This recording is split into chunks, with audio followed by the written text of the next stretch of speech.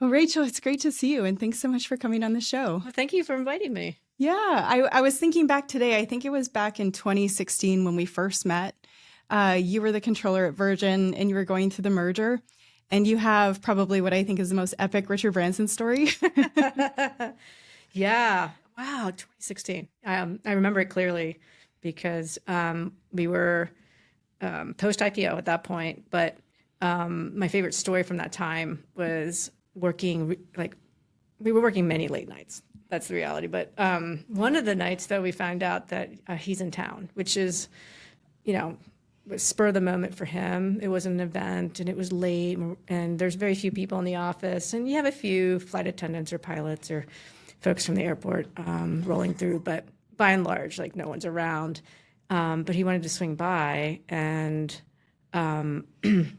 we were all like sort of in a tizzy about like, wait, what are we going to do? Like Sir Richard Branson's coming in and I'm like, we're working. So in true Virgin style, he kind of comes in, he's really humble, super approachable, but the rest of us are like dropping the disco ball and putting on the music. And there's a room that was upstairs where for lots of sort of office events and things that we'd have the DJ booth and we'd have the ball and we have this like dance floor and A dance floor, of course. The mood lighting, like if anyone remembers the Virgin America mood lighting, it was everywhere. It wasn't just in the aircraft. And so he was game for the very small group of people that were around. He was willing to come in and like dance on the dance floor with all of us as we were taking a break from all this work we were doing. And I thought, wow, what a great company, and how great it was that he was willing to just I don't remember how much time it was, but it seemed like several songs at least where we were just I'm sure I have pictures somewhere, but we're just jamming out on the dance floor. So that's my Richard Branson story. That's amazing. It's so funny because, of course, I knew who he was, but until I heard that story from you, I started following him, and I just love his sense of leadership and how he brings fun into his style, and he's very present as a parent, which I admire. So yeah, for sure.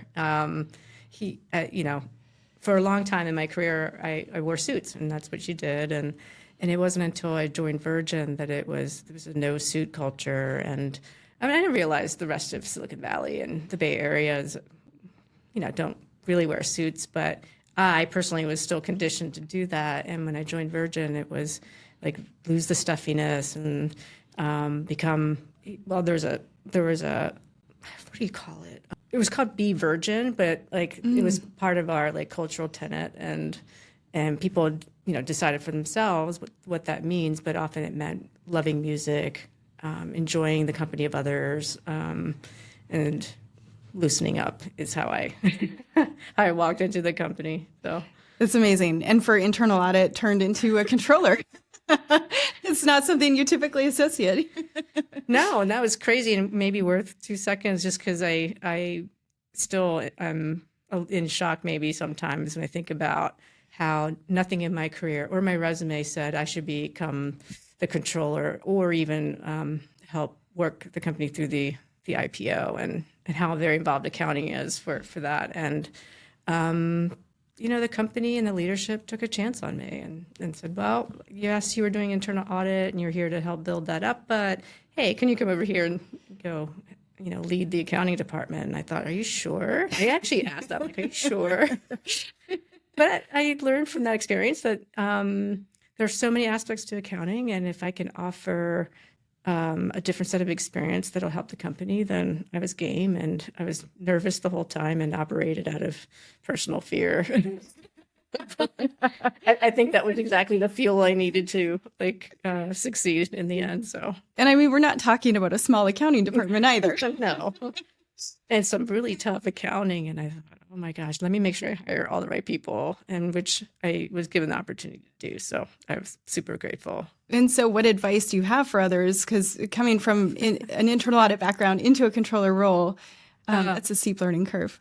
Yeah, I think it's the combination of having spent most of my career up to that point in professional services. So it wasn't strictly internal audit. And in fact, my true internal audit experience was pretty brief while I was at Marriott. And so I think consulting firms, public accounting firms do such a great job of training you for the unknown, rapid change, resourcefulness. And so I think you asked about advice, I think you can parlay a lot of these skills into other things if you just know how that fits together with that new role. And for me, it wasn't me trying to become an accountant's accountant. It was to help organize a big effort and a body of people and improve process and those kinds of things that I was very familiar with. So that would be my advice. Yeah. And talk me through some of the transactions you took the accounting team through. Yeah, it was interesting. It's almost like textbook, like it should be in like a business school textbook or something. But when I first joined Virgin, it almost felt like the lights were out. And I thought, okay, why did the company hire me? Because you wouldn't hire someone with my background to go build an internal audit function unless you were pretty close to becoming public. And that was the company's intention, yet there was a whole bunch of balance sheet restructuring that they needed to do. And I wasn't...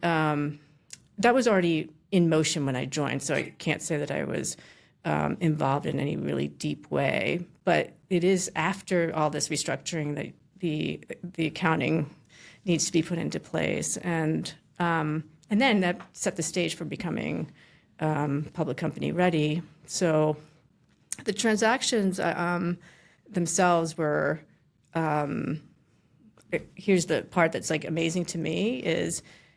You had to restructure the debt, you had to restructure all the aircraft leases, and you had to restructure the I don't know what to call it, but the deal you have with Airbus for the aircraft that would be delivered 5-10 years from now. And so you have you would have negotiated contracts where it's not just let me go buy a plane. Like you have to like actually ladder this whole thing so that they can build them. And I'm so impressed with the CFO and the leadership when they figured out a way to make that all simultaneously happen, because all three things had to happen for all the parties to feel like they weren't going to be shortchanged in any of the restructuring. And so I just thought, I just couldn't get over how you can take that many different parties and get them to agree and really agree and believe in this company right here. This is a startup airline, right. And can you put could you help us get to the next stage? And I just thought it was incredible. And so what do you think some of those secrets are for building those relationships and that trust? I think having very committed, smart people lead those discussions. Again, I put a lot of stock into the CFO and the CEO there. And, it's not simply like, just trust me. You have to have all the numbers. And so I think there was just a wealth of work that occurred all simultaneously for that to happen. And I think trust is backed up by, well, you're asking for trust, but you're backing that up with not only like sincerity, but also the data and a belief. I do think, just me, my own personal opinion is, I think the excitement around a Virgin branded airline in the U.S. and how cool that would be. I sound like I'm old, but cool. I don't know what do cool kids say now. My 3-year-old is still saying cool, so it's really right. Like it's something you can get behind.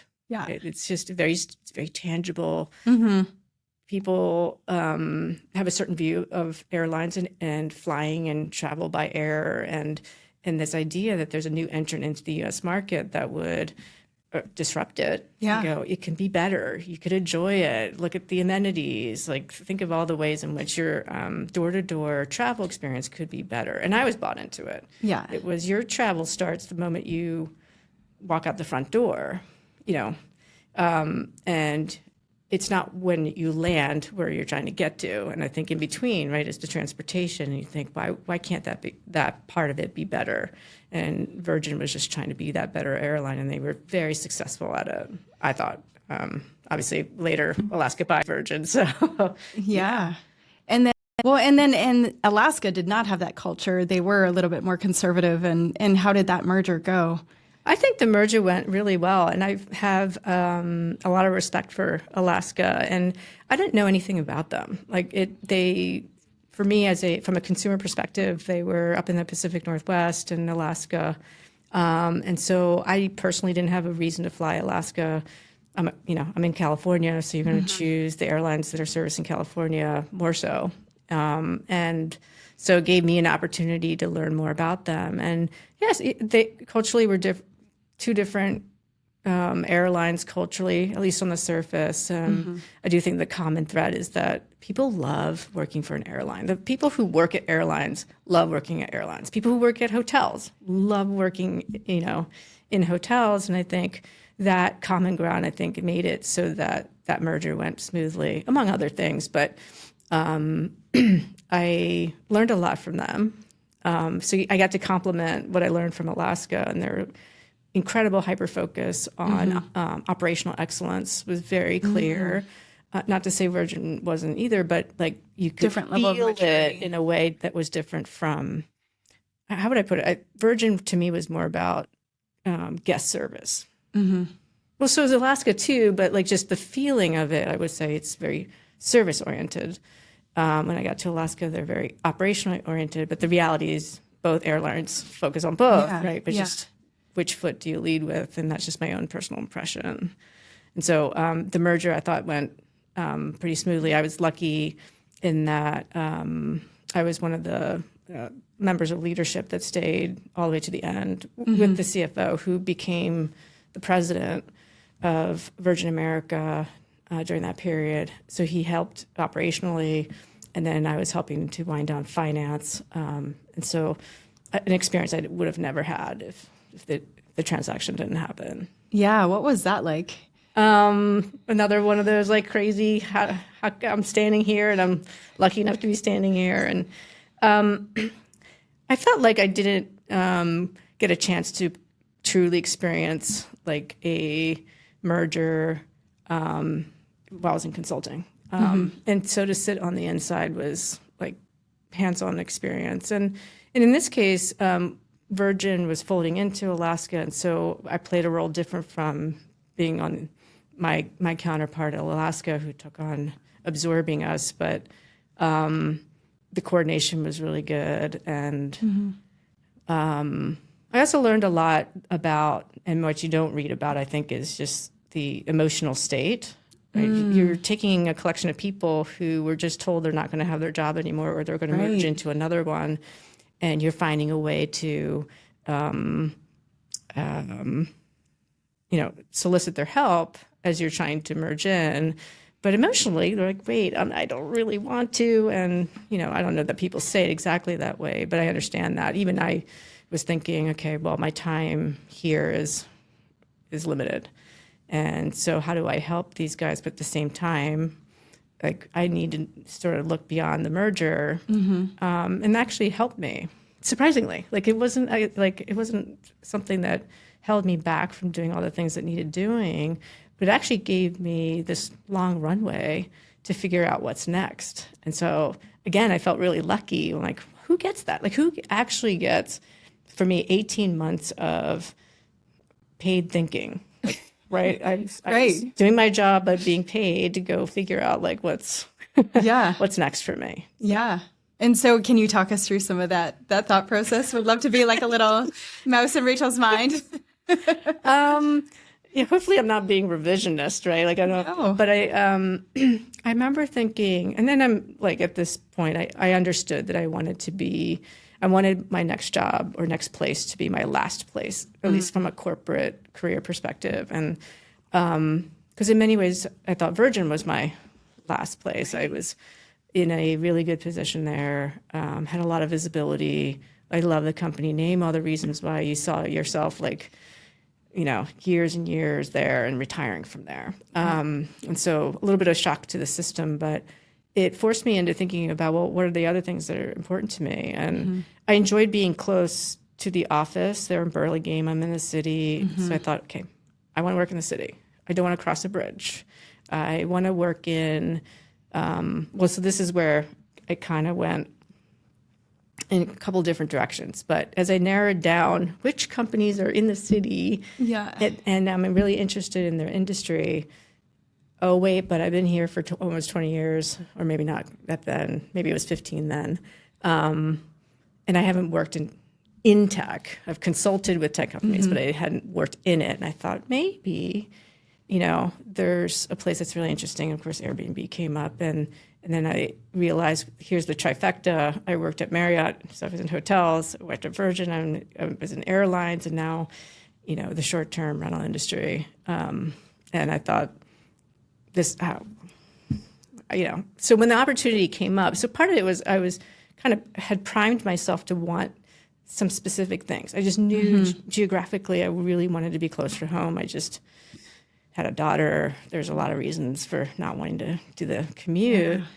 And when the opportunity came up, it just checked pretty much all the boxes. So many boxes. And it sounds like culture is very important in the people that you're surrounded with. And it seems like that kind of follows along in those industries. Yeah, I think the service orientation, so between a consulting professional services career where you're service oriented, you go to hotels, you go to airlines. I thought service is definitely the common thread.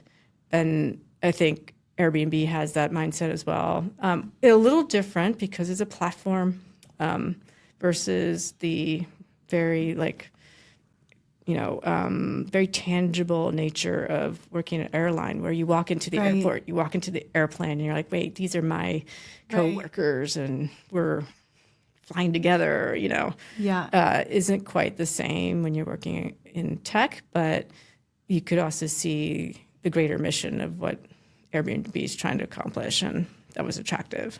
Yeah. And so tell us about the journey into Airbnb and your role there. Also another, I don't know, I'm just going to call the last 10 years of my 30-year career. It's like fun, crazy.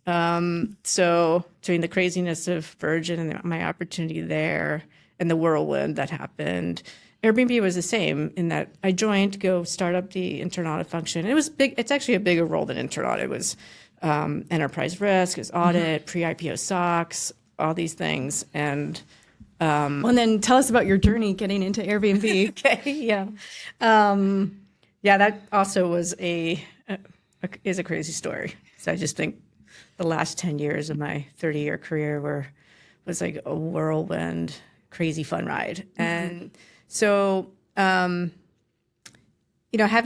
realized that I wanted to be close to home and give tech a go, so long as I found a industry or product or something that I could attach to, I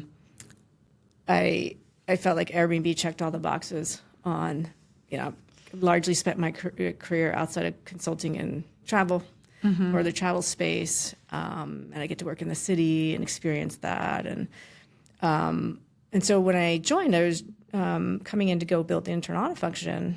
Well, more than that, the internal audit function plus help build the pre-IPO SOX program, public company readiness, enterprise risk, all those things that you want to put in before you go public, and all the work that happens right after you go public. And so, I braced myself and was ready. Next round of excitement, and COVID hit.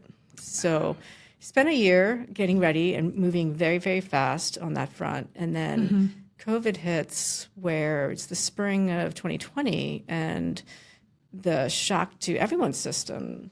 And from an Airbnb perspective, there's no travel, people are locked down, there's no business. Yeah. And the fear that I think, and the worry, maybe that's the better word, that struck everyone in the company, and whether the company could continue was in question because no one knew when COVID would end or what would happen. And so everything halted, as you would expect, and as it did for many companies. And I thought, wait, I just joined a company that was being talked up as the next big unicorn. IPO. That's right, unicorn, for a long time.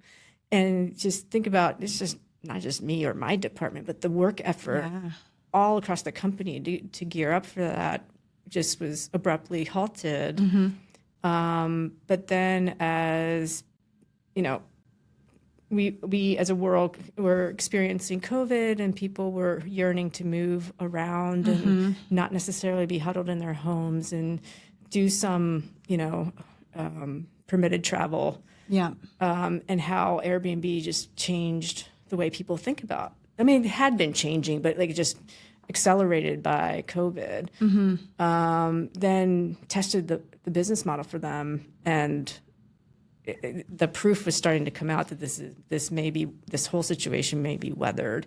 And so the company had rethought whether they would go public and decided to go in December. So you're looking at, we stopped everything in the spring, didn't do anything in the summer, and then like, oh wait, we're going to go public in December. And I thought, oh, okay. Okay. So it was just restarting, and a lot of the focus was on socks at the time. And you think about that. When I was thinking about this, is there are so few unicorns, decacorns, not just unicorn, decacorn. Uber had gone before. So you have that as an example. But by and large, you look over the history of like pre-IPO socks or year one socks. They're not as gigantic as you would see at an Airbnb, and Uber being that much bigger. Lyft was there too, but they're smaller.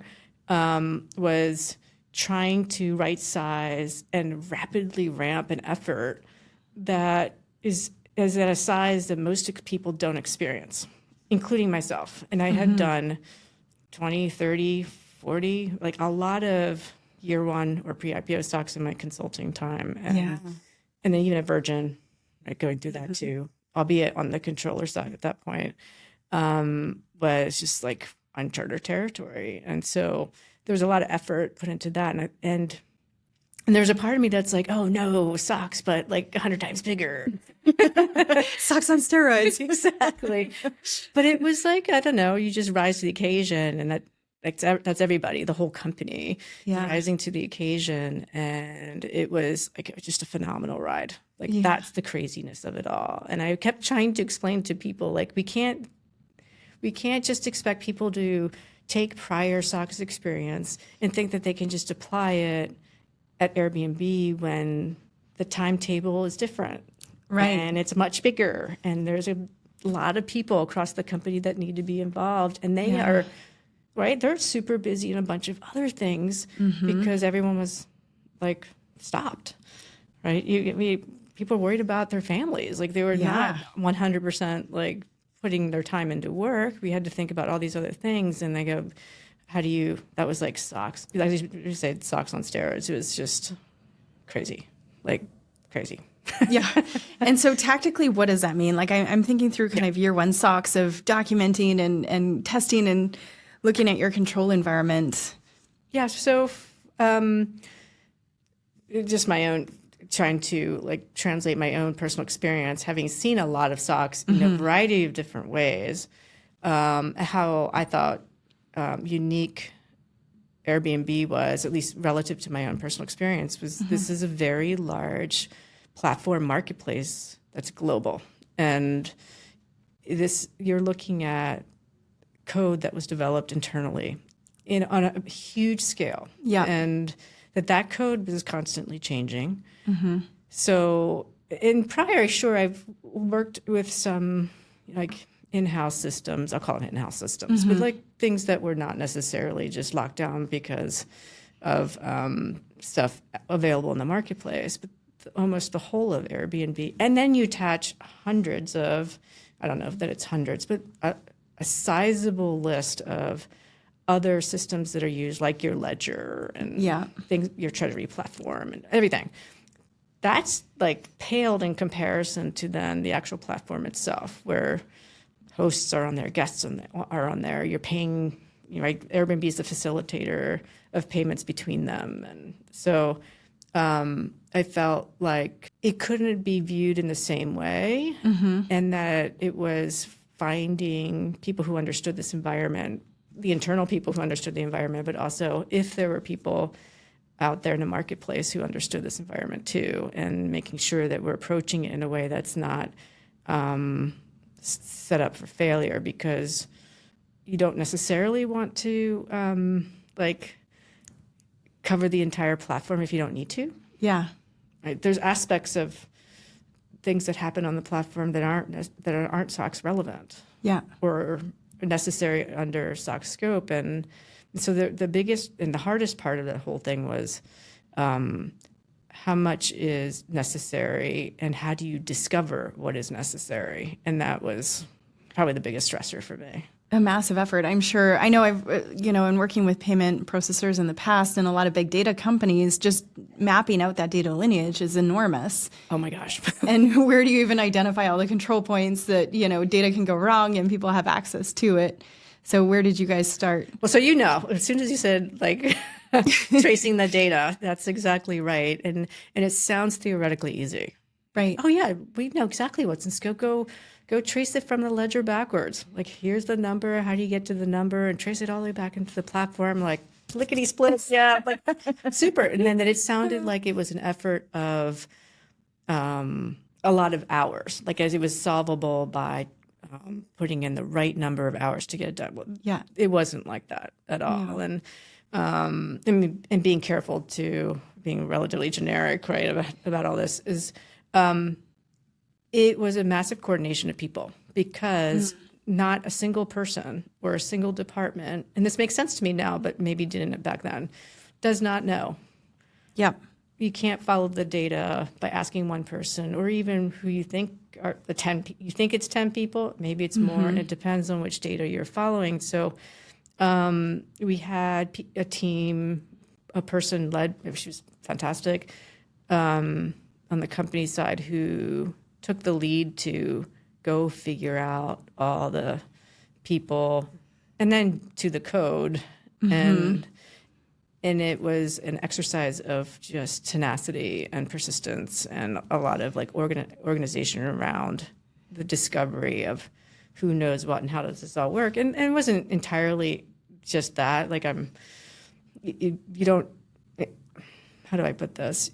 It isn't just putting the controls based on that map. I mean, there's a bunch of other, we took an approach that was, that's great, but over-index on the number of controls. I think, I know that people may have disagreed with me, but but only a few did, where I said the best way, we have so little time, is to put in more controls than we think is necessary the next year or the year after. Right. We all know this, so let's just agree on this because it's the only way to save ourselves from, it's the hedge to making maybe a mistake on the map, right? Is what if we don't have that right? And so there was a strategy around doing more than what people were used to at their their last company. There's a lot of this is what I used to do at my last company. I'm right. Okay. I know you did. But this is year one. How many people experienced year one? Right. Very few. Or certainly the minority. Few's a number, but the vast majority have not. And their best reference is what they did at their last company, which is a great reference than none. But there was a lot of educating around, well, that's great, but it's really different here. Yeah, so I can imagine. Yeah. I know what you mean about the data mapping. I think I remember doing an exercise where I had probably 15 people in a room, and there were some from cash ops and engineering and all the different departments. And, what we quickly found out was the data, depending on how it was architected, might not have the proper events or triggers that dictate a control or, and as you're flowing that through. And then I've also seen where you can get through that whole exercise based off what people think they know, and then you go and test it. And there's a big gap between, what they think is happening and what is really happening with the data. Yeah.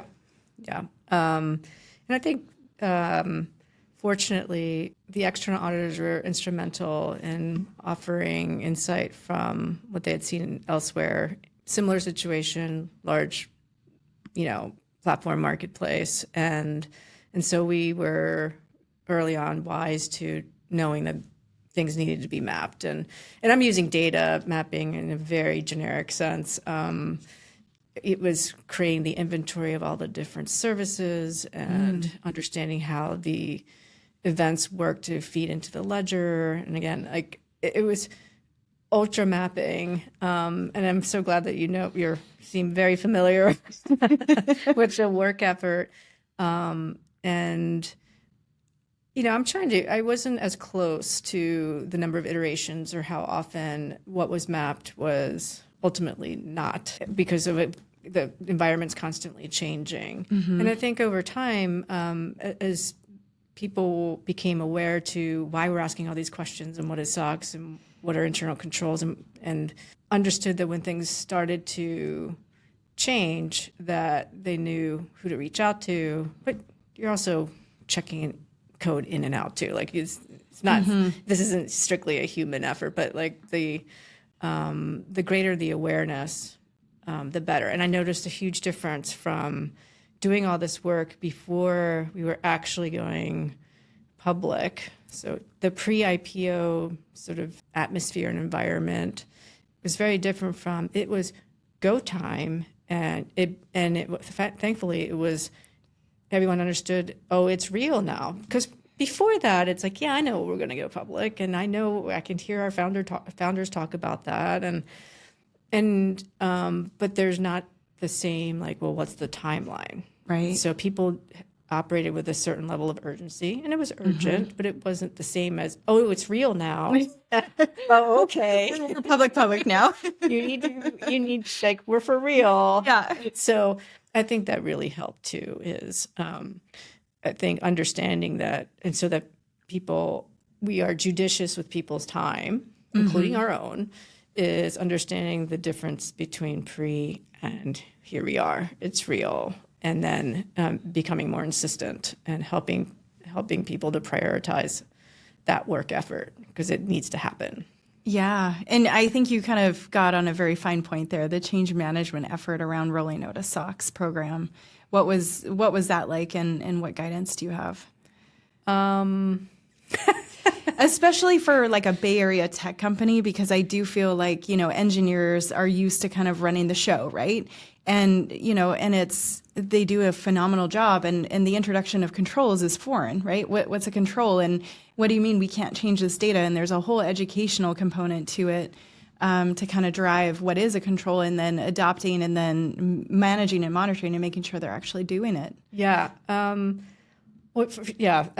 think what was helpful for us was like understanding that the engineers were perpetually being asked to go build something, and they're building at speed, and they're working tremendous hours, and that they're not necessarily saying no because they don't want to. It's competing priorities. And so when that dialogue opens up to, well, tell us what we're competing with, so we know where to then have the conversation, so that we understand where we are in priorities. Like there's a robust conversation around like what needs to happen first, or what's the timeline, or is there a different answer? And oftentimes it's rethinking, like, well, is it necessary for that particular person to answer your question or do this piece of work? But it's like, it's just as important to figure out, well, where's this conversation supposed to be had, because we don't know what's keeping you from helping us get this done. And once that's figured out, it's, I make it sound like it's easy. Actually, it's super hard, but I'm like, yeah, lickety split. No, it was, but I felt like I worked with a lot of great people who understood that it wasn't like, we can't make SOX the number one priority all the time, 24/7. It's just not. Like, the business has to run, and still the platform is constantly changing. New products need to be built, like everything. And so can we just find the right forum for, I'll call it negotiating to the right answer. Yeah. Right. And then that took time too, because it's not like there's a group called, resolution group, or, priority setting group, or I don't know what so it's almost like, so we had a steering committee that was very active, and we had participants in that committee that were at leadership level that knew where these conversations need to be had, or where the levers need to be pulled, and saying, I throw out all the cliches, that fortunately had set that steering committee up before we really needed it. It was already in place, and it wasn't like people walking into a room going, "What is this?" Right. We already got past the "what is this" and "why are we meeting" thing. Like we were able to hit the ground running. So Yeah. And now, was this Steerco very geared towards SOX and the control efforts, or was it like a broader leadership group that just kind of was the escalation point? no, I was very focused on SOX. Thanks for asking that. Yeah. Yeah. I don't think you get, I mean, there is such a huge SOX effort that I can't even imagine trying to cover something broader than that. It's very hyper focused on what needs doing right now. I thought it was really good for the reason that it was tactical, it was solution oriented. Let's resolve things quickly. Every once in a while, it was nice when it was just an update. Yeah. Like hey, here's the update. But actually, most of the times, it was started off with, do we have any roadblockers? Let's prioritize discussion around that, and let's get that roadblock resolved. And so I thought it was a useful steering committee versus some perfunctory one that meets every other week. It was very action oriented. Oh, that's great. And I've always loved your leadership style. I feel like you're a very, calm, easygoing person to begin with. And Thank you. I think dropped into a setting like that, a lot of people would be freaking out. Yeah, just internalize it. Like a duck under the water. Racing. I don't know. I mean, thank you. And I had a few others say the same. And I found myself wondering is it not maybe the benefit of experience and not my first rodeo, my first gigantic rodeo, but definitely not the first. And I feel fortunate in that I got to see SOX from 3 different angles. And let me go back to the time machine. Yeah. We'll go all the way back to the beginning of time. But I was maybe 10 years into my career already when SOX was enacted, so 2002. And then, if you might remember, 2003 and forward, it was everyone drinking water from a fire hose. And there were not enough bodies on the street to go pick up and put onto a SOX project. And the reason I mentioned where I was in my career was I had the advantage of being at a director level where I had to have multiple, 12 plus different SOX projects running at the same time. And so it gave me the visibility that not everyone was going to have. Because once you're staffed on a SOX project back then, because every single public company was getting it done, right? It's almost crazy. In retrospect, they should have kind of laddered that out or something. But anyway, A phased approach. yeah. Instead, it was the Employment Act of 2003 or something. But so it allowed me to see that variation all at once, and then being in the Bay Area where most of the IPOs were occurring, that opportunity to see year one over and over and over again was available to me in my career. And so I think back, and as much as I like to think I'm a calm person, I think it's bolstered by just an experience that feels pretty unique to the Bay Area. There are more IPOs now outside of here, but they're smaller. They're not as frequent. But for anyone that was around in the early 2000s where you had to do it all at once. Yeah. Well, we're all retiring now, I guess. Partners have gray hair, it gave me the confidence I felt by the time I got to Airbnb, even though it was a very large one and I had not worked at a tech platform, I understood the rules and the standards and all those things that I didn't get stuck on. It became about strategy, so I could focus almost all of my time on how do we make this happen in this kind of environment, in this kind of timetable, and the tactical part of go get the actual work done. I was lucky to have people who were also very experienced but could run it like a project and understood steering committees. And so the work part was, I wasn't as worried about getting the work done. It was about what is it that we needed to get done? Right? What is the scope? Scope was the number one question every day. What's the scope? What's the scope? What's the scope? And so Right. all that discovery work is huge. And I think that's where, going back to an early question about advice maybe, is for companies who feel pretty confident that they're going to go public. You don't know when exactly, but you're pretty confident that you will. You can start some of that discovery work without wasting time, effort, money. Like, because discovery is the part that takes a long time. It's also the thing that will lead to your failure if you don't get it done. And so thankfully, when I walked into Airbnb, like there were, at least from an accounting, finance perspective, they were changing revenue systems. That you had a seasoned team of accountants who understood a lot of how things work. That the discovery that was the hardest and took the most time remained, but you could focus so much more of the effort. So it was the platform that was changing. You didn't have to do everything from the beginning of time or from scratch. Like you could focus. So at Airbnb, how did you scale up to meet the demand? So when I came in, there was already a consultancy there that was doing some of the, I'll call it baseline early work. I'll call it controls in the finance organization by and large, which there are a lot of. But so it was helpful that there was an already existing relationship that I could then sort of insert myself into. And then it became a question of how, like, whether they were bringing the know-how because they have direct experience from having done SOX at a large tech platform, and they did, which was huge.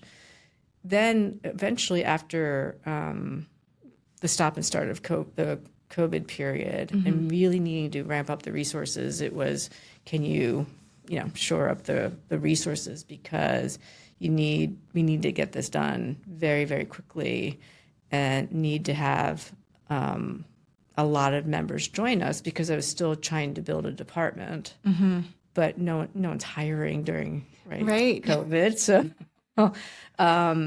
So I knew I've always been a fan of co-sourcing, so I should start with that. And so it's just a function of how much co-sourcing do you need, and realistically, how much hiring are you going to get done in that period? And so, by and large, it was ramped up with consulting resources, and I like that as a model because, ramp up is so much faster. Yeah, like the consulting firms are really good at recruiting people and building up their bench and juggling schedules and people's client base and all those things that isn't a core skill set in companies. That's not what you focus on necessarily. And so for that reason, and because I spent time in consulting, I really like co-sourcing even after you do surge work. Like well past that is bringing in the right complement of people at the right time. And because sometimes you're ready, sometimes you're not. Sometimes other departments are ready, sometimes they're not. And to have an entirely internal department for me personally is a hard thing to manage, because your workload is in large part like built on the availability of others. And I came from an environment. I was at Marriott when it was some co-sourcing for specialty work, but it was a large internal audit function but the department had been around for like 50 years or more or something like. Right. they had figured it out by then. Yeah. So, credit to, and it was so well established that they were seen as a talent mill. And so there was no resistance to like constantly hiring in people into the internal audit function there, because they became, highly sought after talent to be redeployed into other parts of the company in time. So that engine of like finding talent, retaining them, training them, deploying them was already already in place. Very similar to professional services. Right. And so, but how many IPO or pre-IPO companies have that luxury? They don't, because you're watching cash. You're hiring as you need, and you don't know what tomorrow looks like. And so. Yeah, and clearly I'm biased because, Well, me too. I'm a career consultant and I do business development for consulting. So thanks for that shout out. Well, for all the listeners out there, yeah. Listeners, we're going to snippet that one. Rachel Bell says co-source your internal audit function. If you need help, call me. Well, maybe, I'm biased in the same way in that that's what I'm most familiar with, and I really like the model. So no, likewise, me too. And I do find that the most successful CAEs that I've worked with are ones that really have that mentality of a co-source model. It's just an easy way to fill gaps on your team skill set, so you don't always have to, onboard, and your environment should be changing all the time. And for sure. And I think if you're a global company and you don't have locations that are as substantive, then it's really hard to hire into those locations. And when you can partner up with a co-sourcing firm and they can provide less than an FTE, or it's a function of hours. So it was funny, and now that I mentioned it, that I think most people knew when I was at Airbnb that I would always talk in hours. And they're like, I can tell, I'm looking at them and they're still the time days. But it's true though, is the resource planning and the deployment and working with the budget and making requests for funding and all those things. Every memo I wrote and the analysis I did was all in hours, because and people do the translation. They're like, oh yeah, that sounds like 20 FTE. Well, I'm like, yes, but the reality is it's not 20 FTE. It's actually 30 people. Right. It's 30 people helping this effort, and you need to have that many people out there in different pockets of the company doing their piece of the work. And the great news is you don't have to pay them full time. But fortunately, I also worked with people on my team as I hired them in, coming out of professional services and going, okay, well, go build the plan in hours. Don't, it's not, I'm going to pluck this person and that person, because I don't know how to be, I don't see how we can be cost efficient unless we're working in hours. Yeah. So anyway, that was I love it. Although I would think that I don't know this to be true, but I would guess engineering departments or other departments would function pretty well based on, maybe they're in shorter blocks, right? Yeah. Like ours is much longer, but if you're working in increments, you're going to make better use of resources, I think. Yeah. So how do you build those consulting relationships? How do you manage them? What advice? Well, so I used to joke with my team where the consulting firms, it's like love me or hate me, it kind of depends, because as a former consultant, I know what I want to make the conversation and the relationship building to mutual benefit. And I'm one of those people in the company that welcomed consultant solicitation. I can't respond to all of them all the time, but learning about what a firm does and who they have, and is really useful for me, because we usually call a consultant when there's an urgent need and you don't have what you need, and you call them, and to cold call one, it's it's almost I can't even imagine, because I would love for anybody to cold call me. Yeah, I don't, I feel like I would get a better proposal if I already had a relationship and said, well, this is what I'm looking for, and don't pull together, a 20 slide deck that tells me nothing. I think so. The effort to build relationships with consultancies and have my go-to person, it was really important to me. It's efficient again. And I think the firms then also understand that I'm not going to run out there, because let me step back and go, unless it's a really, really highly specialized area that I've never worked in, I probably already have that relationship with more than half a dozen consultancies. And it's like, I call the person, not the firm. And then we get the ball rolling from there. And because we built the relationships, they move very quickly. Like I won't call you unless, right? Like I need something and I need it tomorrow. And can you help me? And you ask 3 firms and it happens. So in that sense, I think the consultancies like me. The flip side maybe is, maybe they're fine, but like I work in hours again and I want to know what the plan is. And so for those that are really good and logical in pulling together the proposal or the budget, if they're hired, is because I'm going to spend time asking, why does it look like this? And because I'm trying to reassure myself that they know what they're doing, right? Yeah. It's like, tell me. And so my advice, by the way, for consultancies is I don't think a incredibly detailed proposal of fees or proposal of hours will impress me, because then I'm like, you don't have that kind of accuracy. Right. But at the same time, if you can walk me through the logic of, well, here are my assumptions, but here's how I'm roughly estimating. And every consulting firm's got to know you're not the only firm that I'm talking to, right? Yeah. Is I have enough information to feel like they know what they're talking about. So lots of times, at least for me, when I ask for proposals, I'm like, I only need to know the people and the hours. Like everything else is like fluff brand stuff. Like,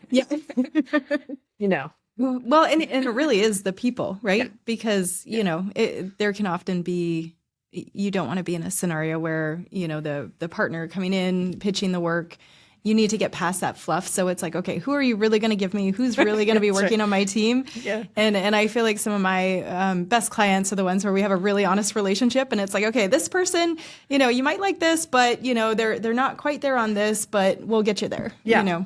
I think at that delivery level, if my right and left hands really like their counterparts, like, so it isn't just, even if I'm ultimately the buyer, it's really the team that's buying. And I'm like, please let me know if they're not getting it done. And the thing about consulting firms, which is great, is most of the time it works. Like I don't, if you did your due diligence and you have that relationship, and I think the relationship helps with, like, you're going to hurt the relationship if you deliver some duds.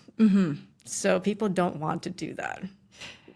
So most of the time, like the majority of the time it works. Like, because I love your question, because the investment in relationship building isn't just to get to know somebody. It's because you're going to get really good people as fast as they can actually do it. And then if you're, having been in consulting, I know you can't always do that. Yeah. Because you're not going to yank so-and-so from another client. Like, that's not what you do. But you might be able to work relationships with your other clients and go, does it have to be now? Or can we change the schedule? Or can they do both? Or like, so I think firms that have great relationship building skills understand that if they have clients that know how this works, they know that everyone's best interests are at heart, and you're not upsetting one client to go service another. It's because you're really up and up with all your clients, and you're just trying to make it work, right? Yeah. Yeah. No, I love that transparency, because it makes life so much easier on both sides, And there is the rare occasion where it doesn't work out. And that's the nice thing about consulting firms too, is you just make a change, right? Yeah. But if you have that relationship, you can be honest about it. You can proactively manage that and make a change quickly. But I find that too, coming from a delivery side, I have a lot of control issues, because I can't just jump in and roll up my sleeves when things go awry. And now that I'm on the business development side, it's like, I'm going to bring my best people and cherry pick and try and, find the right fit, because it is important that they do great work, and it's a self-fulfilling prophecy. Yeah, for sure. Yeah. All right. And then relationships internally are super important as well. And you've done such a phenomenal job of building kind of your brand and reputation with your peers and the board. I would love to kind of talk about that a bit.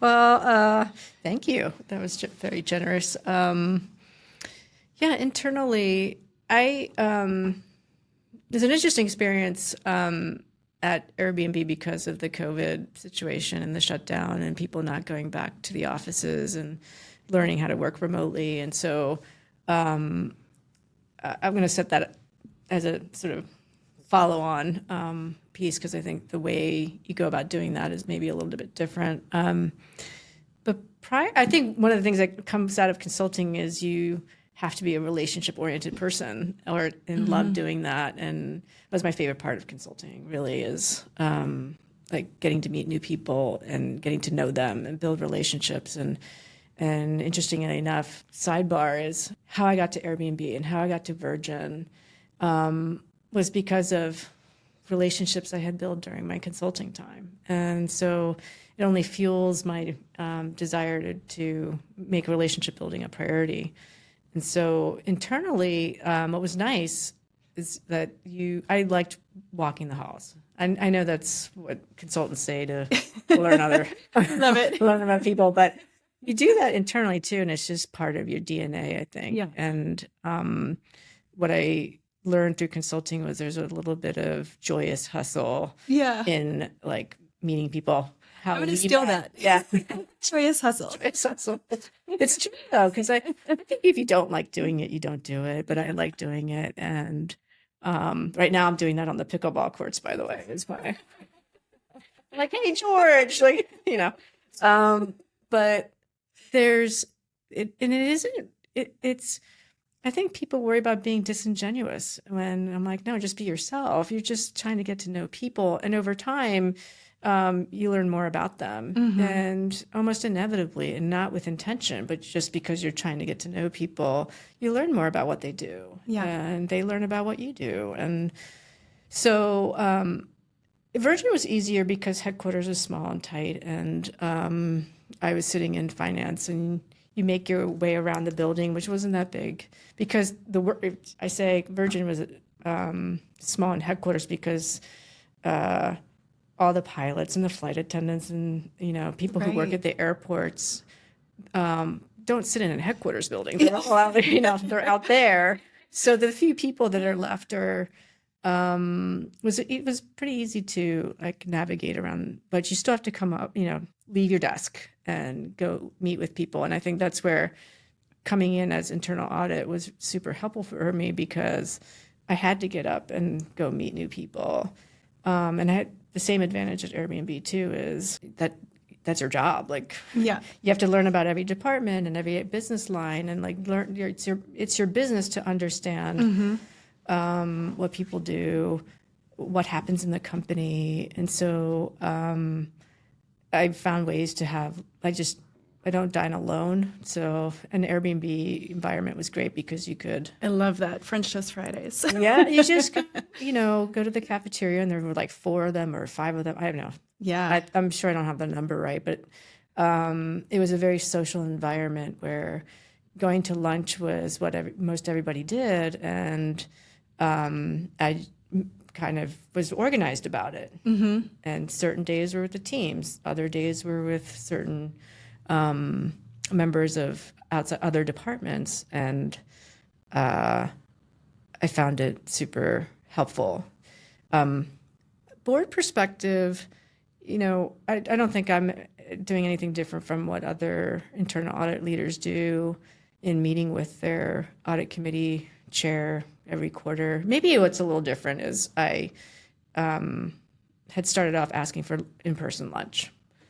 So and thankfully, both of them were receptive to that. There was a change in audit committee chairs, but it wasn't like, it made it less of a report out or an update or businessy. Is that a formal word? It was when you're having lunch over an hour and it's less structured, it can take you in directions that is not premeditated. I mean, because some of the time absolutely needs to be used for proper, updating and communication, but getting their perspective on how they view the company and or risk is really important. And short of it turning into like an interview, please tell me what your risks are. Like, I mean, I can't even imagine like having a Zoom conversation or a phone call around, that sounds like an interview. They naturally come up because you start talking about the business and what are the things that are top of mind, and that I avail myself to be, I'll call it assessed, right? I want them to take confidence in my understanding the business or trying to understand the business.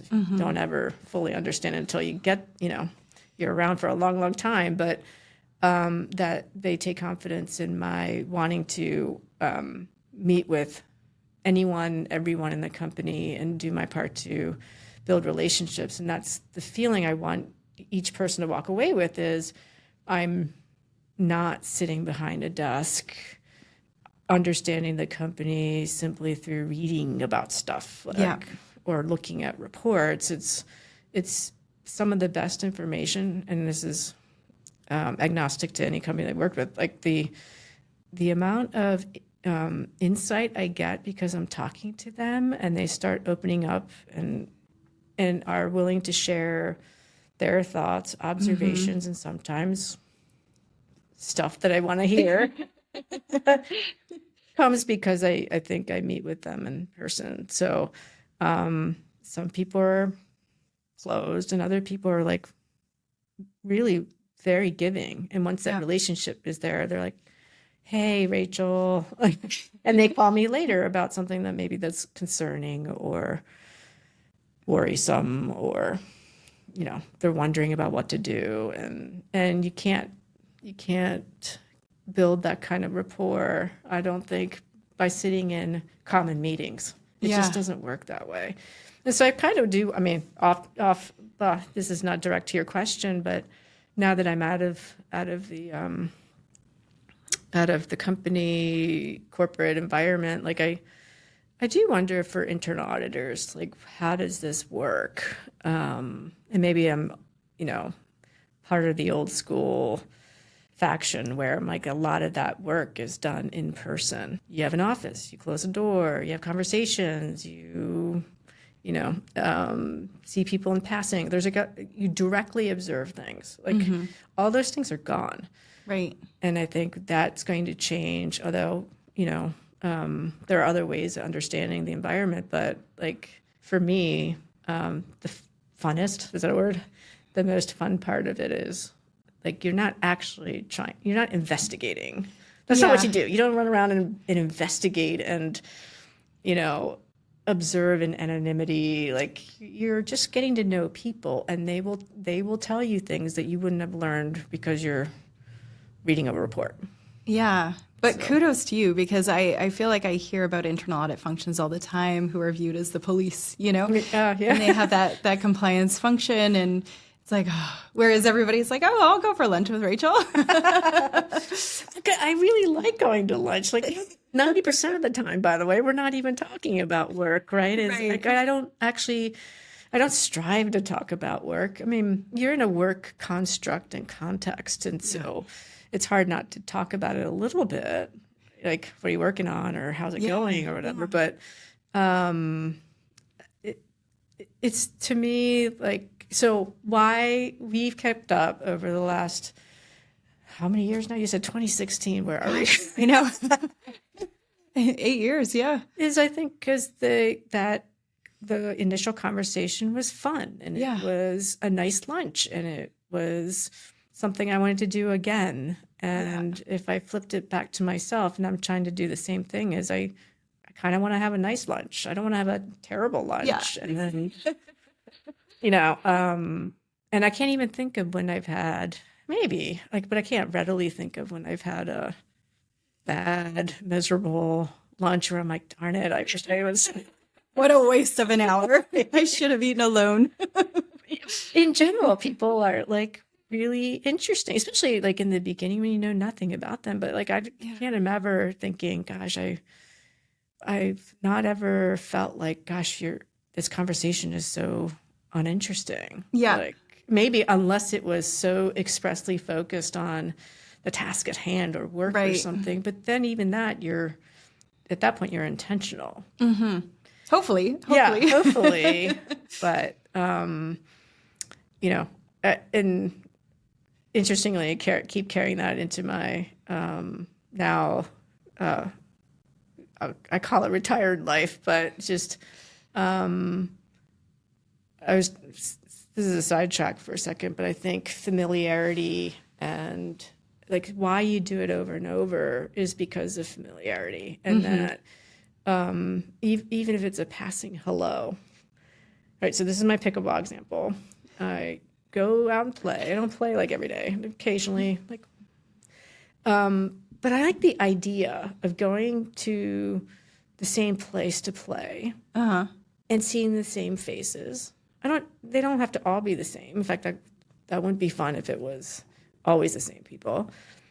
But there's this familiarity, sense of belonging, Sense of community, connection. Yeah. That motivates me to just say hello. And I try really hard to remember people's names. Yeah. There are other people who are much better at it than I am, but I try to remember that. But it excites me to then go the next day or next week or whatever. And it's the same with client service or internal relationship building is how nice it is to feel like, oh, I've seen you before and I know this about you, and now I'm going to get to know something else about you. And the smile, because we're just walking by each other, or hey, it's really, really nice. And I think maybe is an underestimated motivator. Like for me, I understand because you asked me the question, but like, what's the best part of socks? So the best part of socks, at least my early years when we were like working, midnight for a year? Like, the old days. I don't remember the actual work, but I remember all the different teams were all doing the same thing. We're all working really hard, and we'd all sneak off for the Friday happy hour at the closest place, even if all we had was a couple hours to spare. Yeah. And we were like, a bunch of people passing in our hurriedness to get all the work done, but found a moment to have a beer or to say hi, and that by the time you got to the Christmas party, y'all knew each other. Like, you weren't like, for me, like trying to gear up for a Christmas party where it would be hard for me if I felt like I'm going to walk into this party and I know no one. Yeah. But really, if you just invested a little bit of time leading up to the Christmas party, you'd be like, oh yeah. Yeah. Let's go dance. I get to see all these I'll meet people. you on the dance floor. And this is coming from a self-professed introvert. I consider myself highly introverted. Really. I have to gear up for things sometimes, but it's made that much easier through relationship building. I find like some of my hardest, most grueling engagements, like they form the best bonds. Yeah. And I actually just had a call the other day. I remember back in the foreclosure days, we were doing foreclosure reviews. Oh my. Working crazy hours, 60-person team, And the senior consultant at the time on one of my projects, he reached out and we caught up, and it's been, like 10 plus years. But it's like no time had passed, because I think when you work with somebody in such intense circumstances or, for a period of time, and it's that work hard, play hard mentality, right? Like you have to have some lightness. You have to go out and have a drink and let some steam off when you're working those crazy hours. So I do feel like, some of my best memories, if you will, have been at work where the engagement went sideways and it was a really tough client. Because it's the people who you surround yourself with and the teams that you're working with that make the difference. Yeah, and maybe to come full circle, as you were saying all that, it reminded me the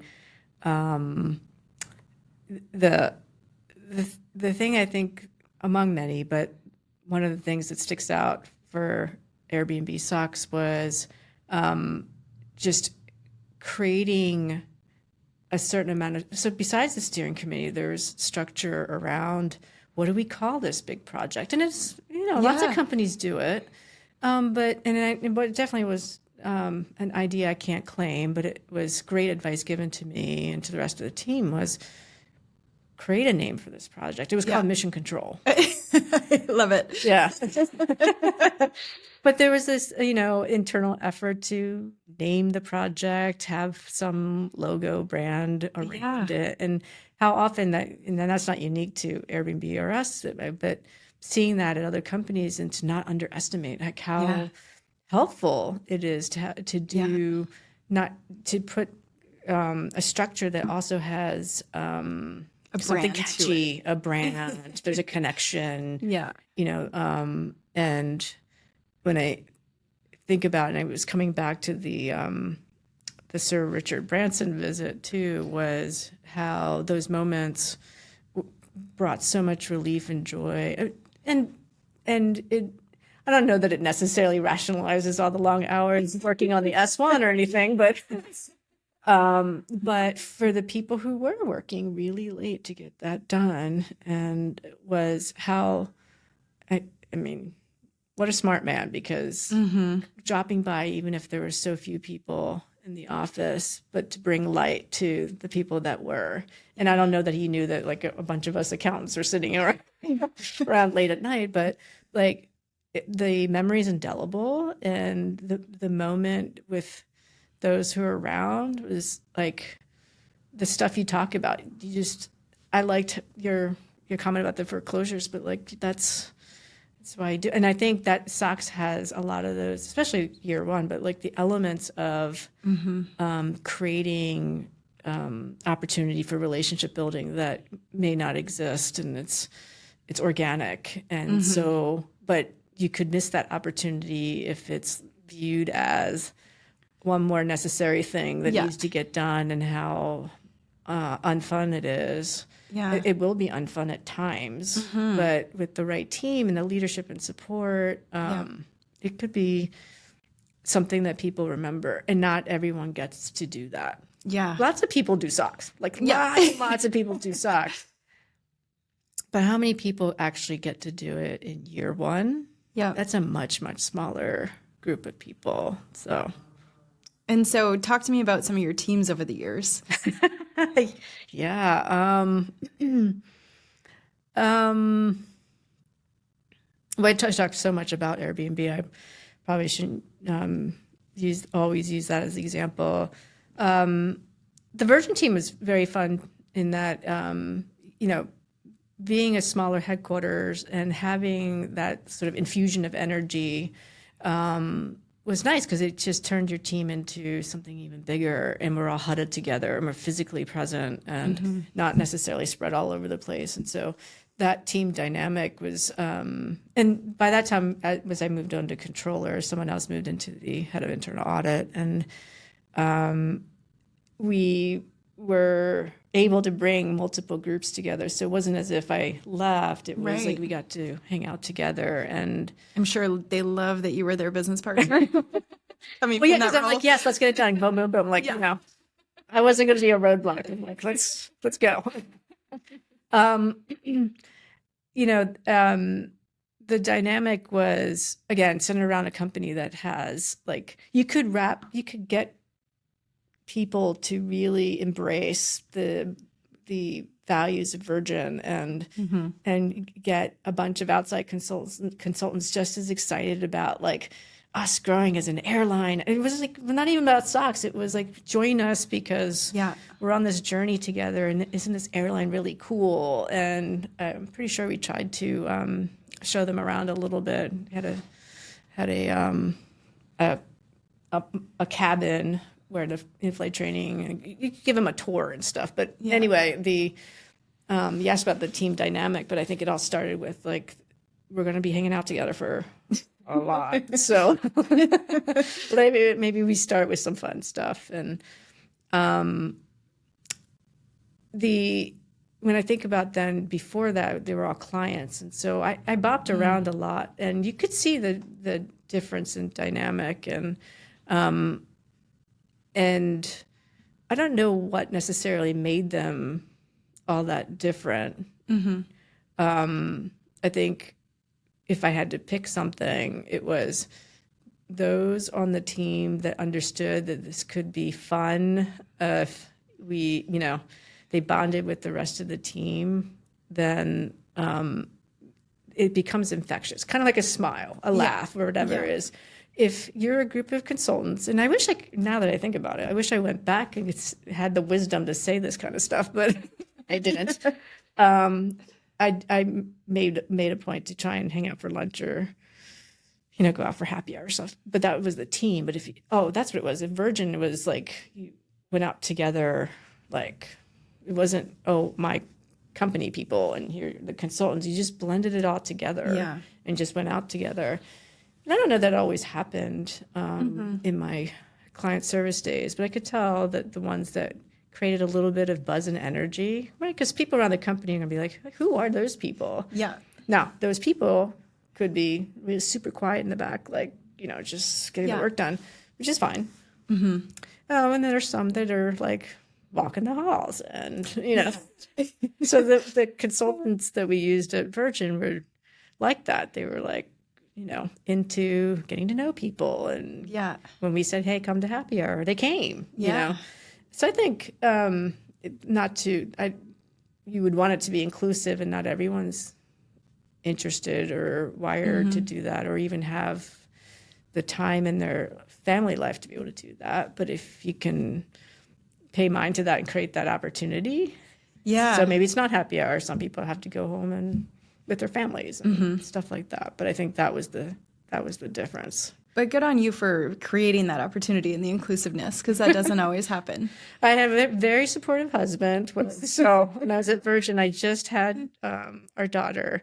And I was like, we're in for a big ride. Are you okay? Because I'm not coming home a lot. And part of that was he also was in consulting. We met in consulting. So he knew when I was like, hey, I'm going to happy hour with my team. It wasn't because it was strictly about grabbing a drink after work. It was an important part of spending time with people. And so thankfully I have a very, very, very supportive husband who understood. Yeah. He was better at it than I ever was at this stuff. He's the guy you look up to go out for lunch or happy hour. He's your extrovert side? He is my extroverted partner. So. Oh, that's great. And now how, sorry, I didn't want to lose sight. Going back to your lunches with the boards, that made me think of such an important part that I didn't realize before of really leveraging the board as a, I hate, for lack of better words, like a tool in your toolkit to kind of help drive your effectiveness in your role. I would love to hear more about that. Yeah, and maybe to clarify too, it's certainly not the full board, it's the audit committee and more so the audit committee chair. Right. Although I feel very lucky that my relationship with the audit committee at Airbnb was of a different nature from my relationship with the audit committee at Virgin, and I can explain the difference. But I think to your question, the effectiveness, the motivation for being effective is all the same.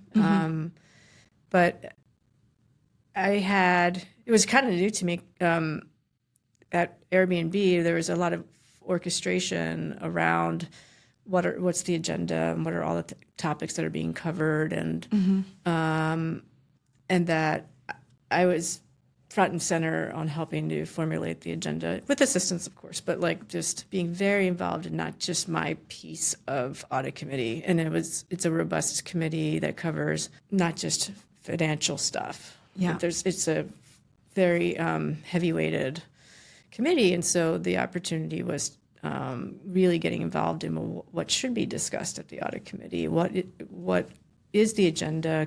Do we have all the right people to talk about the right things? And you can't do that in a vacuum. So the work with the audit committee chair, the audit committee is, here's what I think you are sort of standard things that you should be made aware of and given an update, but here are some other things for you to consider. So there's this dialogue around, like, are there things you want to know? Right. More times than not, it's really the responsibility of the company to, but you still have, it's an explicit conversation around, like, well, what do you think about these topics this time, these topics next time? And that opens up the door for some broader conversation than at the audit committee meeting. And so I felt like my responsibility in part was not just, let me give you an update on what's happening in my world, in my department's work, but it's, here are some other things to think about, knowing what work is being done by all these other important groups around risk and compliance. And Right. so that created, I guess, a natural impetus to relate to them in a way that's different from what I imagined in the past. I say imagined because a lot of my audit committee relationships in the beginning were through consulting. And so I was a sliver on the agenda. I gave an update, go exit. Right? So while I had direct interaction with the audit committee, I'm just giving an update. Yeah. But in this case, it's like, sometimes I wish I just gave an update, by the way. Like, it's a lot easier if I just gave an update. But it's had really forced me into thinking very hard about what are some important topics. And that led to a lot of, and I wanted them to know that I was doing all this research. Like, so it isn't, Rachel's just working off of a script that she learned in the past. It was, I had the experience, but on top of it was, as I'm learning about the company and all the risks, and soliciting the input from executive leaders and others, obviously I can't do this in a vacuum, is making sure that the material is not stale, it's contemporary, it's what's the most important thing to talk about in this period. And I don't know that if I didn't have some sort of dialogue with them or a mechanism to have that exchange, that you could actually formulate a good cadence or agenda. What was different, of course, is like then at Virgin, a lot of the agenda setting is led by legal, which is fairly common. Yep. And companies have different subcommittees. It's not boilerplate, same thing everywhere. Yep. And that I also had direct access to the audit committee chair at Virgin too, but you had different subcommittees. I mentioned this only because it was a little bit more narrowly focused when I was there. But it was nice. He was so, I mean, I feel really lucky in that, like, the audit committee chairs that I reported into, they were all very engaged. Like, or they certainly gave me the time when I asked for it, and it wasn't like some nuisance, effort. It was, I love it when they ask lots of hard questions. The one at Virgin had sticky tabs and stuff and asked questions, and I'm like, great. Like, you want to feel like they are interested in the material, and they were. Yeah. So it had me wonder if that's always the case everywhere. Yeah. I don't know. Yeah. I was going to say, what's the best piece of advice you ever got from one of them? That's a good question. I mean, as I talk out loud, I think from a SOX perspective, I had one say, it make very clear that it was a high priority. We all understand that it's a high priority, but to hear someone say and make very clear this is a high priority is very bolstering. And so it's not so much advice as like getting some feedback that just really affirmed the importance to them. So In support. In support, right? Yeah.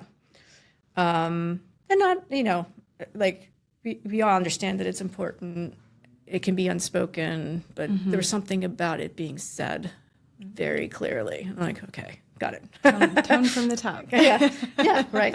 Like, so it felt very empowering in the sense that if I felt at any moment it's my job regardless if I ever felt like it wasn't going in the right direction. First of all, the audit committee is not the first place you go. So you would never come to that. But knowing that that's like an ultimate backstop is is helpful. So you know when to pound the table and when not to, and the other was it was on SOX resourcing. I picked SOX because for whatever reason, like when you build a function and it's not surprising that the very first thing they're most concerned about is being public company ready.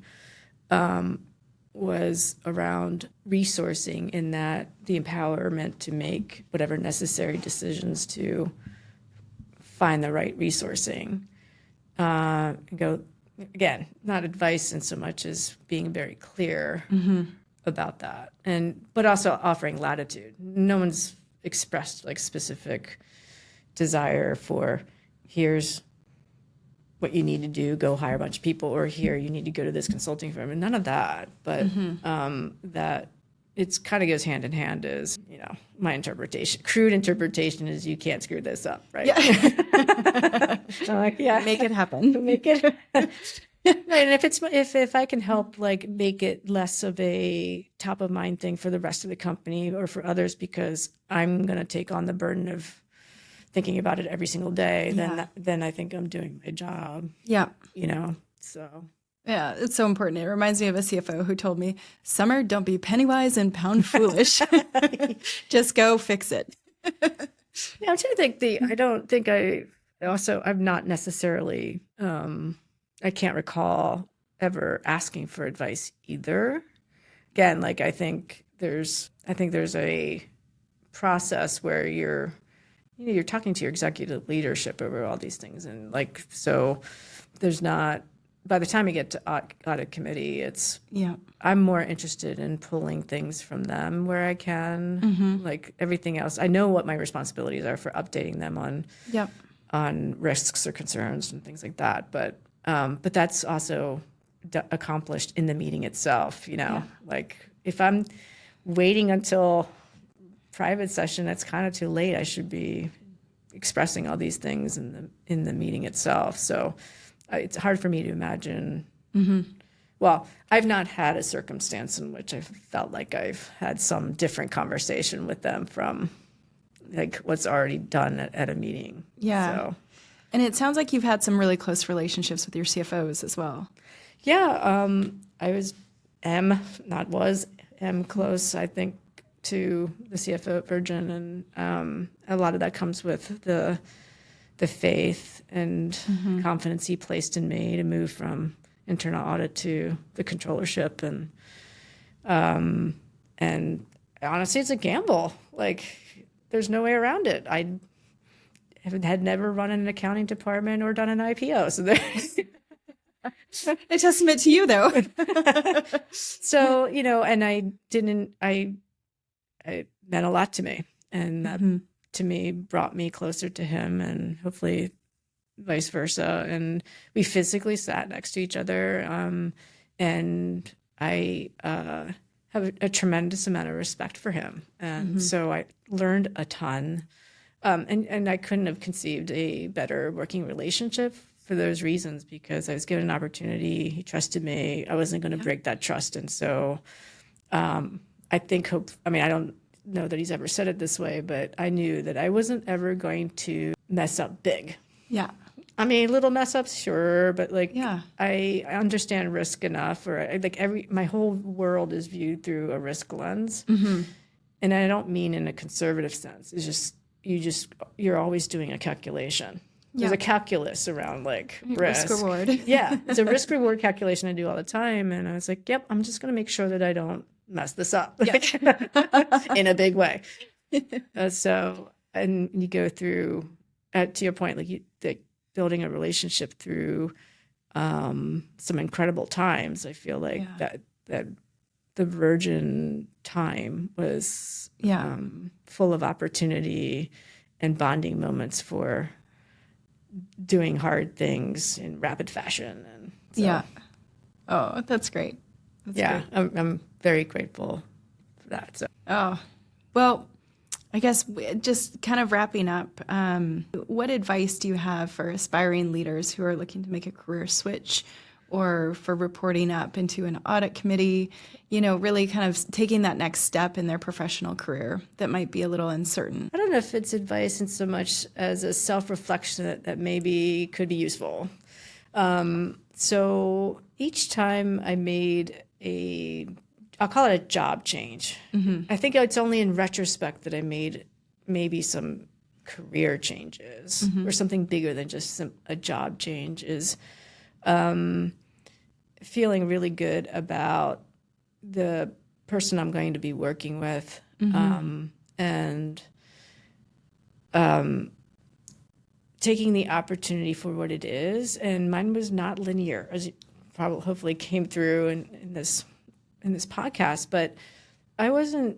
I didn't make job changes because I was getting a promotion. In fact, I can't think of any instance in which I made a job change because I moved up.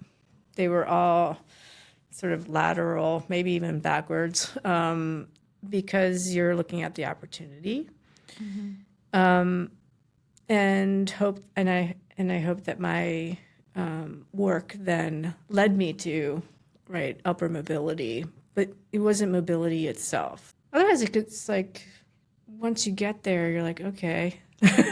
Right. So you moved up. I'm here. I'm here. Versus like you see the opportunity and now you have a path and go, okay, well, for the next year or 2 years, I know what it is that that path more or less looks like, and I'm up for the path. Right. So I think that's important. Yeah. And an emerging leader who maybe doesn't have your years of experience, confidence in managing through complex times, how to maintain that poise, manage up.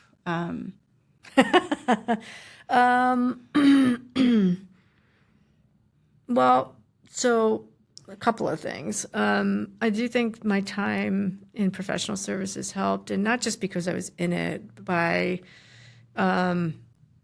the last few years, and I was a managing director at Protiviti, I had the opportunity to seek executive coaching, and that what that felt like was less about a learning. It wasn't a learning series on how to be a better leader. Here are the characteristics, or here are the tactics and stuff. It was more grounded in like, what kind of leader are you? And that's when it became super eye-opening for me. And maybe to borrow an already coined term, but I found myself thinking I am more servant-oriented and service-oriented. I don't think it's an accident that every industry I've chosen is in the service industry. Maybe Airbnb is a little bit different, but like, by and large, there's a service orientation, and that is less about where you are in the hierarchy. So you could be the top person in the department and still be service oriented. And whether or not people perceive that, I don't know. But my motivation was, okay, now I understand what drives me to do what I do. And I also learned maybe in my later years that I won't make everyone happy. It's almost impossible. And it sounds, it's actually like super logical, but I don't know that we behave in a way that understands this, and that I'm driven by, this is it's a tough word, but like fairness. So for me, and I know it's like a very like tough word, because people have different definitions for what is fair, but like I want people to know that I, as a leader, am motivated by fairness, whether or not they think it's fair or feel something is fair, is that I'm trying to be fair. Yes. I want an environment in which people feel like things are equitable, but at the same time, that won't always happen, and that I want to do right by people. Yeah. Like the things that I would lose sleep over is if I felt like I didn't do what I needed to do to follow good process. I'll challenge bad process, but it's like good process. There's a reason why we do things in a certain way, that there's a logic to why we make certain decisions, and all the while when you're making those decisions, you pay mind to fairness wherever you can achieve it. And I don't think you can. That took me time, because you get burnt up. Like you feel like, gosh, I have disappointed people, or I've disappointed myself. But in reality, if you're following your true north and not everyone sees the star, then you're not, this is not abject failure. Like it's, so I realize this sounds pretty esoteric, but maybe to circle back is, to be a really good leader, you have to know what kind of leader you are. Yeah. And I think it helped me to talk to someone else. Of course, I had my husband as a cheerleader, but he's a cheerleader. That's not the same as someone who asks lots of questions about what do you think on what your leadership style is. And then I just dug into it.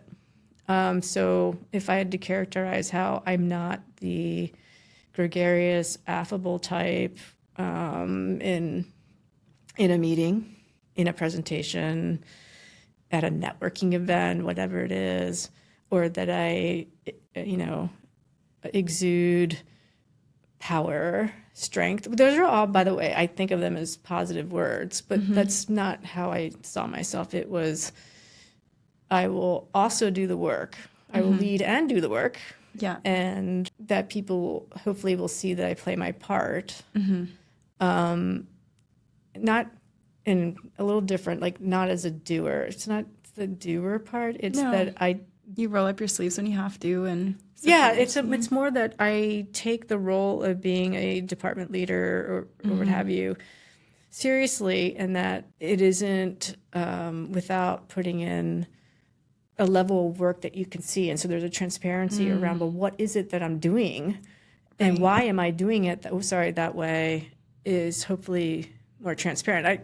Obviously, internal audit is a little hard. That there are lots of things there are a fair number of things I can't discuss with even my own team due to level and so there's an extra level of trust building that needs to happen. Controllership's easier in that sense, but not every behind the door conversation can be shared. That's just it. But I think most internal auditors understand that and go, okay, I'm not withholding. I am well, I am, but you guys know the reason. Yeah. So I don't know if that answered the question. Yeah, no, it's great. And so what's next for you? I've heard pickleball. I know when we grabbed coffee one day, we met your skate instructor. That's right.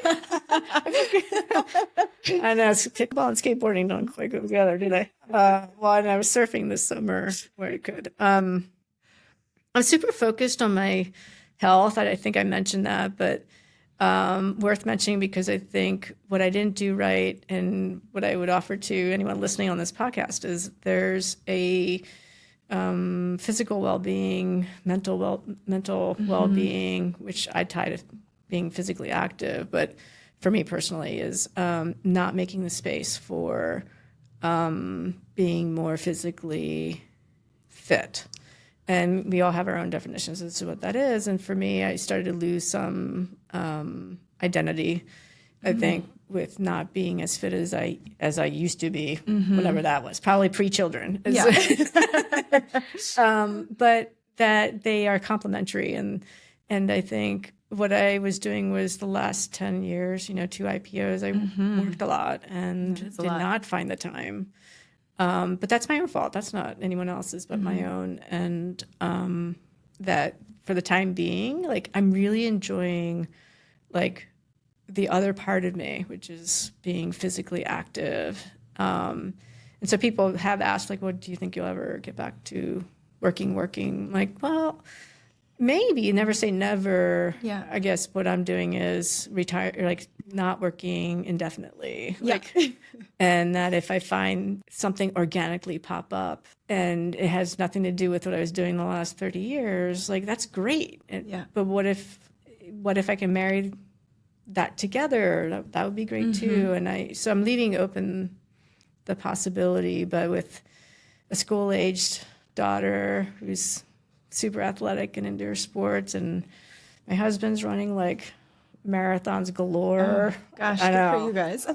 I'm the one behind, by the way. Yeah, those two are like rocking it. And I'm like, consistent, but still finding my it sport. Like, Yeah. so once I figure that out, maybe then I can settle into like this groove and there'll be space for other things. So Yeah, no, good for you. I know I always wrestle with that too because I grew up as a competitive dancer and being athletic was really important. Yeah. And I think that went downhill when I started at PwC. And I think I coasted through my 30s, my 40s, kids definitely straight off the cliff. But, Yeah. So it's hard to get it back. And again, going through being a mother and balancing all of that is a mental load. Yeah, sure. I think corporate America has gotten better in bringing to the surface the needs of its workers and a particular focus on women, which is great. And there's like a lot more to do. But even not put myself into the middle age category, but like, you're in your 30-year mark. You're thinking about lots of things, not just your career. And I think helping people to think through what's next. I don't think I think some people do figure it out on their own. And there are others who would like to figure it out with friends or other people. And so I'm going to let there be space to figure that out. So, but this is fun. Like coming into sorry, I know we're trying to wrap up, but like coming into an office building downtown San Francisco, and I'm like, oh yeah, I forgot about this. Blast from the past. Yeah, people looking nice in their like collared shirts and stuff, and I was walking behind three people who were having a lovely chat on the sidewalk. Like I don't know what they were talking about, but you could tell that they were enjoying this moment outside of an office building. Presumably, maybe went to lunch or coming back. But I was like, oh yeah, that's right. That's how nice that is. Yeah, it is fun. Yeah, I work from home a lot now, and so same as you. Like I love the reason to come in, and obviously my job revolves around being social, and that's a big fun aspect of it. So For sure. Thanks so much for coming in and doing the podcast. Yeah, thanks, Summer. That was awesome. Thank you. This is fun.